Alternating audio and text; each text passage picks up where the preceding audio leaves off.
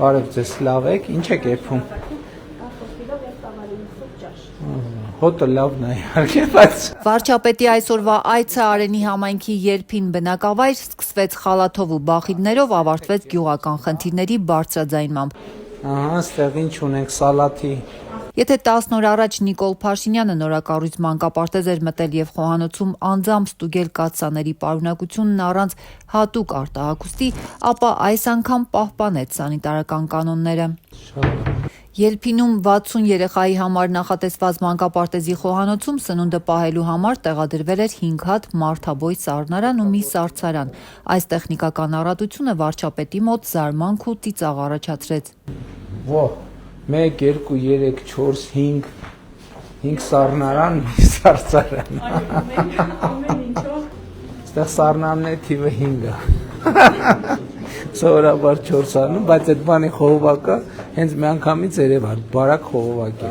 Օդատարը նեղ է, նկատեց վարչապետը, ըստ նրա դա էր պատճառը, որ ճաշի հոտը միջանցք էր հասնում, թեթև դիտարկում արեց առանց հանդիմանանքի։ Օդատարը,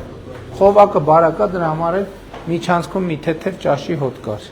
Հունիսի 7-ի ընտրություններից առաջ Փաշինյանը ինտենսիվացրել է աշխատանքային այցերը մարզեր, այսօր Արարատի եւ Վայոց ձորի մարզերում էր։ Մանկապարտեզի գունավոր պատերից այն կողմ Բաքում գյուղացիներն էին, իրենց տարիների կուտակված հոգսերով։ Եթե վարչապետը խոստացավ հաջորդ տարի լուծել խմելու ջրի խնդիրը, ապա ոռոգման ջուրը ելփինցիների համար դեռ անհասանելի երազանք է մնում։ Վերջին 2 տասնամյակում գյուղի շուրջ 80 հեկտար այգիները պարզապես չորացել են, մարդկանց թողնելով առանց աշխատանքի ու հույսի։ Ջրամբարը մենք այնքան ենք ասել, արդեն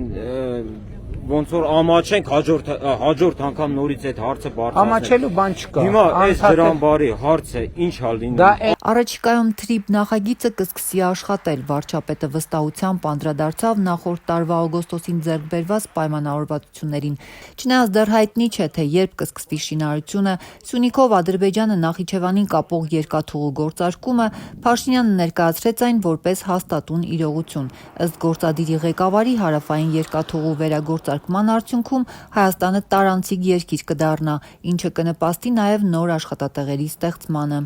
Ասում եմ, ոնց որ նախորդ շրջանում առաջնահերթություններից մեկը առաջնահերթությունը խաղաղությունն էր, առաջիկա 5 տարի առաջնահերթություններից մեկը կարևոր հարցերից մեկը ներքին լինելու է ջուրը։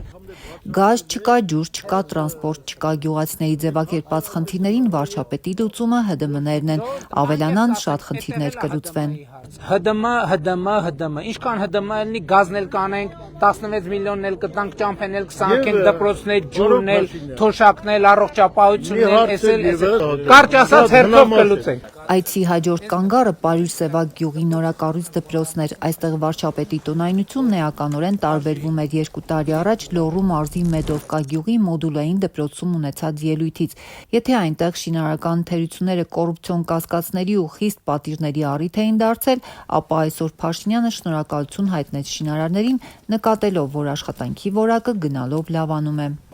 Դե հիմա որտեղ նայում եմ շինարարը ամեն տեղից ուզեցել է 1000 դրամ տանի, դա չի կարելի դից աշխատել, էս ինչ ձև է։ Հատկատենք ուզում ենք շինարարից, մեզ փող է տալիս։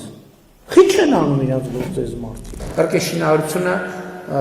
շատ բարձր ստեղծագործական process է, բայց այնուամենայնիվ ստեղծագործական process է եւ այդ ստեղծագործությունը գնալով ավելի լավն է դառնում եւ ես դրա համար շատ ուրախ եմ։ Արտաշատի նորաբաց ավագ դպրոցում նույնպես, թեև մտավ բոլոր սանհանգույցներ, բացեց ծորակներն ու լոգախցիկների թափանցիկ վարագույրները, բայց վարչապետի բարձրաձայնած միակ թերությունն այն էր, որ դպրոցի արտաքին պատերը գունավորված չէին, ինչպես մյուս դպրոցներում։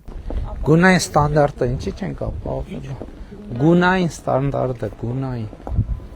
Գույն պայմանավորվել ենք, չէ՞ որ դպրոցները նույն գունային բանի մեջ բերեն։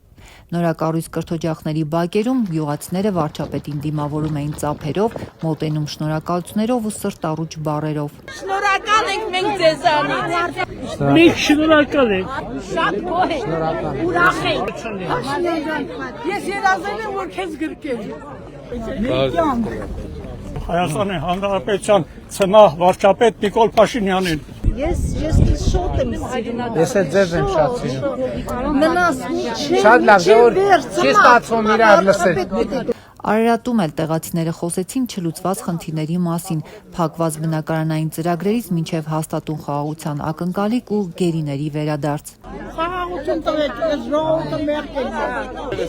Խնդրում եմ մեր գերիներին ազատեք բերեք, էլի։ Իսկ Վեդի համայնքի նոր ուղի բնակավայրում նորակառույցի բակը զարդարված էր իշխող կուսակցության խորհրդանիշ նարնջագույն սրտիկով։ Վեդիի համայնքապետը վարչապետի կուսակիցն է։